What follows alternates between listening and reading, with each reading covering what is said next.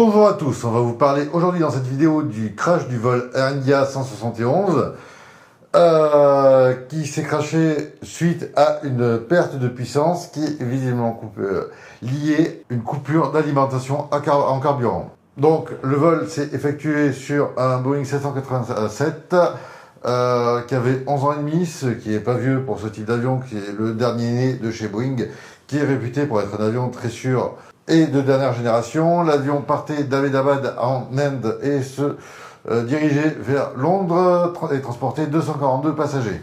Les vitesses de décollage étaient correctement paramétrées. Ce qu'on appelle les vitesses de décollage, c'est des vitesses qui vont être calculées en fonction du poids de l'avion, de la longueur de la piste, de la direction du vent, de la pression atmosphérique, de plein de paramètres. On a V1 qui est la vitesse de décision, c'est-à-dire que passer en dessous de cette vitesse, il y a un problème, vous pouvez arrêter le décollage. Passez V1, vous ne pouvez plus arrêter le décollage car vous avez mangé trop de longueur de piste. VR qui est la vitesse de décollage normale. L'avion avait passé VR lorsqu'il a eu ce problème. Et V2 qui est la vitesse que vous devez maintenir en vol en cas de souci moteur pour avoir le plus de finesse possible. La finesse, pour faire simple, c'est le taux de descente que vous allez avoir pour parcourir le plus de distance. Donc nous voilà dans le cockpit du 787 à Ahmedabad. On va vous montrer pour les vitesses l'avion, et car on lui donne certaines données comme le poids, sa masse et la charge en carburant et la longueur de la piste. Il est capable de calculer lui-même les vitesses. Donc on a V1 à 100 nœuds, c'est la vitesse à laquelle on ne peut plus interrompre le décollage. VR 164 nœuds qui est la vitesse à laquelle il faut décoller, et 170 nœuds c'est en cas de pas de moteur, la vitesse à maintenir en vol pour avoir une finesse optimale. Donc pour démarrer un moteur d'avion, on a un groupe qui est une turbine à l'arrière qui s'appelle l'APU, pour Auxiliary Power Unit, qui alimente l'avion en air et en électricité. Pour démarrer l'avion, on prend de l'air de cette APU qu'on envoie dans les moteurs. Ensuite, on va lancer l'air va entraîner la turbine de compression du moteur. On va ensuite démarrer un crank qui envoie des étincelles dans la chambre de combustion et démarrer ces fameux switches d'arrivée de carburant qui vont enflammer le carburant et entraîner la combustion du moteur. Maintenant, on va vous montrer le démarrage des moteurs. Donc on va d'abord démarrer l'APU. On va d'abord ouvrir les pompes à carburant.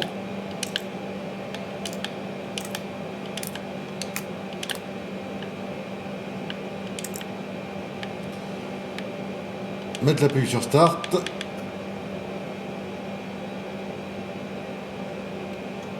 Là, hop, elle va démarrer. Elle va servir à envoyer de l'air dans les moteurs pour démarrer les moteurs.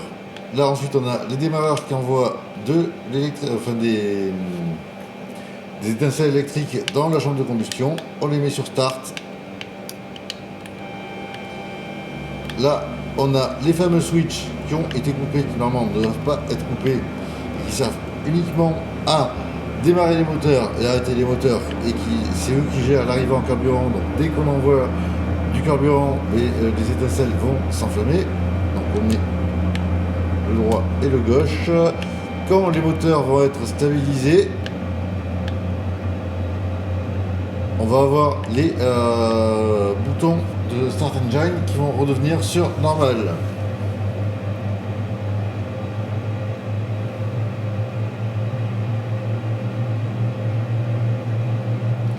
Quand l'APU est démarré aussi, on peut mettre les pompes hydrauliques sur auto. Là, on a le moteur gauche qui est stabilisé, le droit qui est stabilisé. Et maintenant, la prochaine fois dans le vol où vous devez toucher à ces boutons, c'est juste à l'atterrissage pour couper les moteurs. Ces switches doivent être actionnés uniquement et seulement dans deux cas dans le vol, c'est lors du démarrage des moteurs et de l'arrêt des moteurs. Surtout pas en vol. Donc les switches ont été coupés 32 secondes après le décollage. Les pilotes n'ont pas rentré les trains parce qu'ils étaient préoccupés sur la coupure des switches. Une fois que les switches étaient coupés, l'avion n'était plus alimenté en carburant. Donc là, il y a la rame qui s'est déployée. La rame, c'est une turbine, enfin une hélice qui sert de turbine qui sort sous l'avion, qui permet à l'avion de maintenir des systèmes hydrauliques et électriques. 1,5 km après la piste, il y avait une faculté de médecine. Le pilote a laissé le manche à cabrer. Mais du coup, en perdant la poussée, si l'avion continue à monter, il passe en sous-régime et il n'arrive plus à se maintenir en l'air, donc il tombe, il fait un décrochage, ce qui a provoqué le crash. D'après les échanges radio, il y a un des pilotes qui dit « Est-ce que tu as coupé les switches ?» L'autre qui répond « Non », donc on ne saura pas si les switches, enfin, dans l'état actuel du rapport, on ne saura pas si les switches ont été coupés intentionnellement ou si il y a peut-être une procédure de panne moteur chez Boeing, fait que s'il y a une panne moteur, il faut couper les switches pendant une seconde et les remettre une seconde après. Là, ils ont été remis 10 secondes après la coupure. Il faut environ 1 minute au moteur pour redémarrer, car les moteurs ont de l'inertie. Et si les switches ont été coupés par inadvertance, c'est pas possible, car c'est pas juste des switches que vous poussez ou descendez. Il faut les soulever, les pousser et les reclipser. Il y a un système de locage au niveau des switches. Donc à ce stade, on ne peut pas savoir si c'est une erreur humaine d'un pilote visant par exemple un suicide. On ne peut pas savoir non plus si c'est une fausse manipulation ou une panne moteur qui aurait déclenché la rate, qui aurait coupé les switches, qui aurait fallu laisser couper pendant une seconde et les remettre. Pour l'instant, dans l'état actuel, on ne sait pas encore. Donc là, on est sur la piste de décollage. On a nos vitesses qui sont normalement renseignées.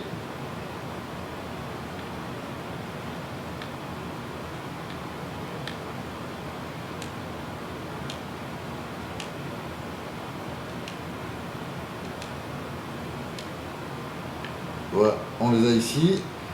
On a les volets qui sont paramétrés à 15 sur le MCDU. Ils avaient décollé à 5 à Ahmedabad. Donc on va mettre la manette de volet sur 5.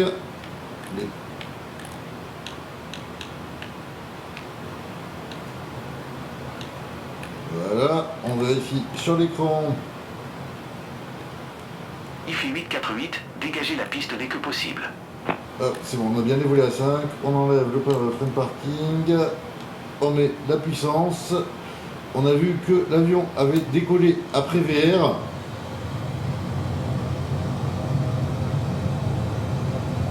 Donc largement après avait atteint sa vitesse normale de décollage. Donc on va l'atteindre.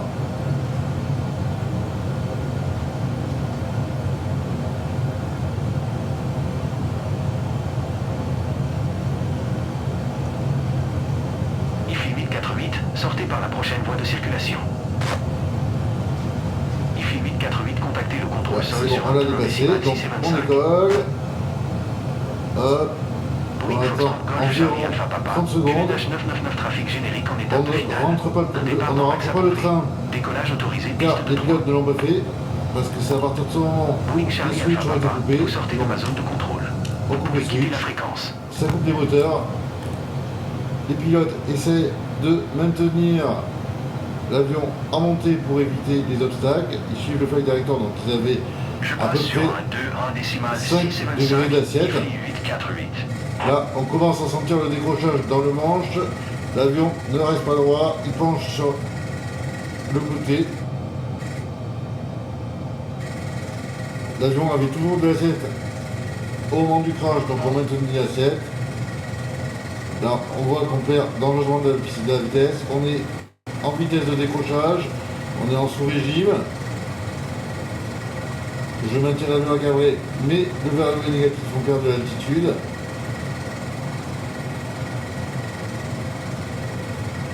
Et voilà, on passe sur le côté. Et là, c'est le crash.